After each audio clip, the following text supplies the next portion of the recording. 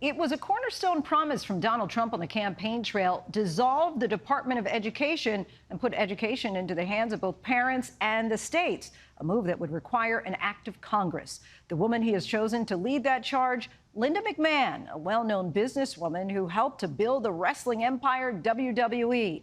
Can McMahon, if confirmed, bring the changes the president-elect is looking for? And what would those changes look like? R.J. O'Brien takes a closer look in tonight's Prime Focus. In the ring, on the receiving end of that pile driver, is President-elect Donald Trump's pick to run the Department of Education, Linda McMahon. After helping to build the wrestling empire WWE, McMahon is now entering a different arena, American education, where the emotions are even more raw and the stakes much higher. As Trump promises an overhaul of how this country teaches its children, even proposing eliminating the department he now wants McMahon to lead. We're moving the Department of Education. We're moving. Your state is going to control your children's education. We're moving it out of Washington. If she receives Senate confirmation, McMahon, who has no formal teaching training and little experience in education, will be tasked with setting policies for the nation's schools. The Department of Education has more than 4,000 employees, a $68 billion budget, and oversees everything from monitoring students' academic progress to investigating campus sexual assault to keeping classrooms up to date with the most cutting-edge educational materials and research.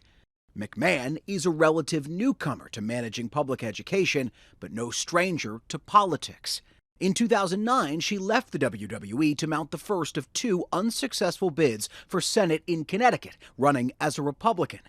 McMahon then served for a year on the Connecticut State Board of Education and has said she had dreams when she was younger of becoming a teacher, only to put those on hold when she got married and helped build the media behemoth World Wrestling Entertainment with her then-husband Vince, even occasionally getting into the ring with him.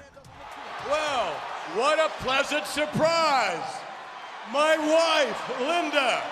McMahon first went to Washington in 2017. Raising wages, investing in their companies. Serving for 3 years as the head of the Small Business Administration during the first Trump term. She's remained close to Trump ever since. So you have to give the rights back to the parents.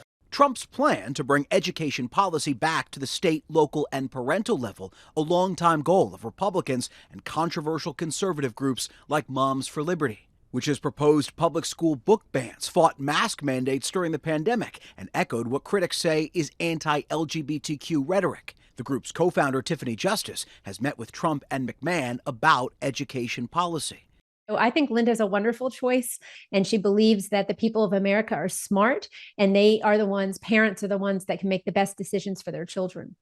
She's a businesswoman, but not an educator. Is she qualified? What we need in Washington are disruptors. It's why I want to be a part of changing things in America and taking back the federal government. You want someone in the Department of Education who wants to dismantle it? Absolutely. I absolutely want someone to run the Department of Education that wants to dismantle the system and the bureaucracy at the federal level. But it's McMahon's qualifications that concern educators like Becky Pringle, the president of the National Education Association, the nation's largest teachers union. An unqualified person being in that position necessarily means they've never taught a day in the classroom. They don't understand the needs of our students. They don't understand what our educators must have to do the jobs they love. But what would dismantling the sprawling Department of Education really look like? A decades-old goal of some Republicans recently outlined in a bill by South Dakota Senator Mike Rounds. Rounds' Returning Education to Our States Act would redistribute the Department of Education's roles to other federal agencies, moving services like student loan programs to the Treasury, disabilities aid to Health and Human Services, and career training initiatives to the Department of Labor. Every role that isn't passed off to a different department would likely become a state or local government responsibility.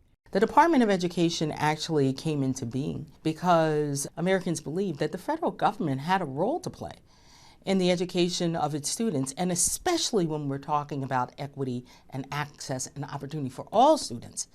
And that's a huge role that the Department of Education plays. So whether we're talking about IDEA, the Individuals with Disability Education Act, or we're talking about the Office of Civil Rights in the Department of Education, that ensures that all students, issues and needs, the additional resources that are required to ensure that they have the level of education they need to live into their brilliance. The Department of Education oversees that. Isn't there a risk, though, without a centralized Department of Education, that you have different states doing different things and different standards, and it's kind of this version of educational chaos?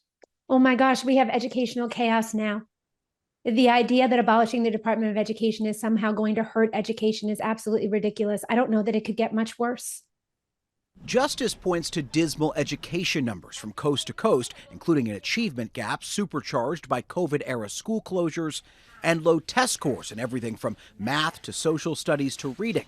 Even before the pandemic, the Department of Education consistently found roughly 1/3 of U.S. fourth graders read below what's considered the basic level.